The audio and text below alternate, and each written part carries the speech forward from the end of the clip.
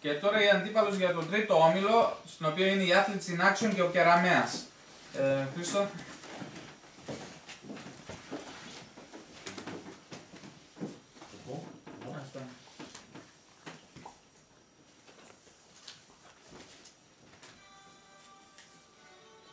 Πάτρα. Πάτρα, Athletes in Action και Κεραμέας. Λοιπόν, πάρει και ένα αριθμό, Χρήστο.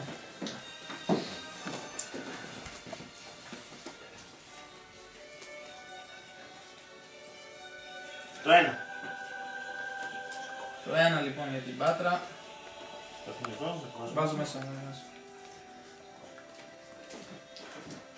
Και για τον τέταρτο όμιλο τώρα η αντίπαλος, τον οποίο είναι ο Μιλότοπος και η Κατερίνη.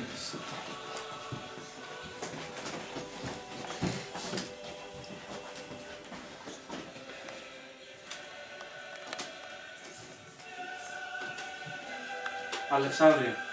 Αλεξάνδρεια λοιπόν. Πάρε και ένα αριθμό.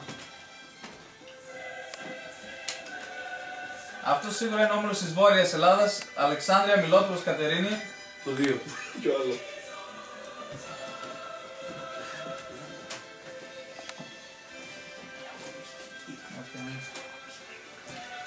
Μιλότοπος, Αλεξάνδρεια, Κατερίνη στον τρίτο όμιλο.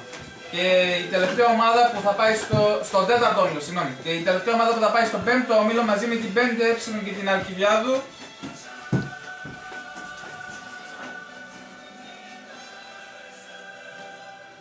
Είναι η Νίκαια. Είναι η Νίκαια. Και εδώ στην και ένα κλειδάριθμο.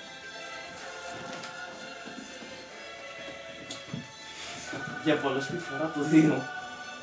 Ακόμα μια την έχει 5 το 2.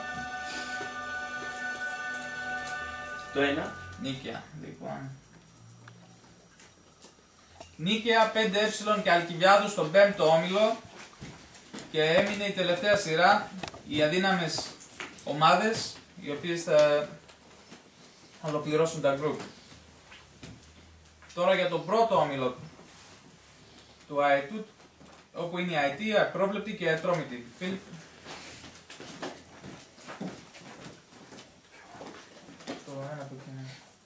Δεν χρειάζεται αριθμό τώρα.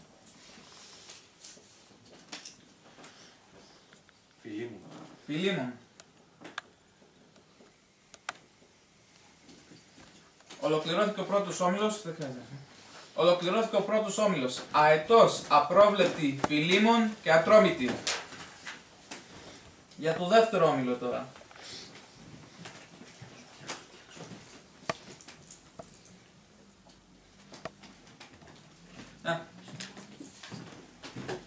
Στο δεύτερο όμιλο, υπενθυμίζω, είναι η Φλέμινγκ, πρώτη Αθηνών και Πτολεμαΐδα. Και αυτή είναι η τέταρτη ομάδα που ολοκληρώνει τον όμιλο. Παλαιών Πατρών. Παλαιών Πατρών.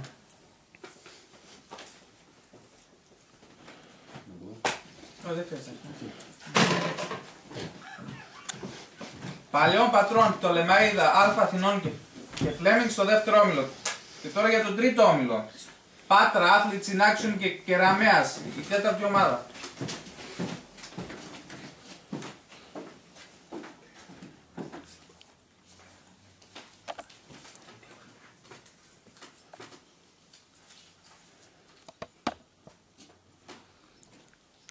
Αλβανική Εκκλησία Κατερίνης, θα έχουμε καινούργιο όνομα ίσως. Αλβανική Εκκλησία Κατερίνης. Στον τρίτο όμιλο, δεν χρειάζεται.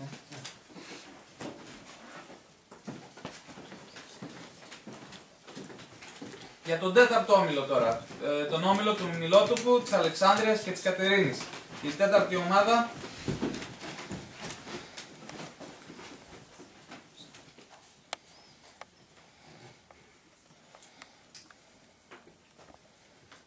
Cosmovision Center. Cosmovision Center. Μιλότοπος, Αλεξάνδρεια, Κατερίνη και Cosmovision Center είναι στον τέταρτο όμιλο. Και πάμε στον πέμπτο όμιλο που είναι η Νίκαια, η 5 και η Αλκιβιάδου και η τελευταία ομάδα που έμεινε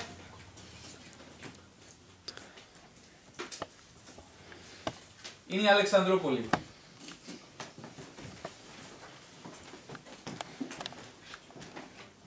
Αλεξανδρούπολη, Αλκιβιάδου, 5Ε και Νίκαια στον 5ο όμιλο.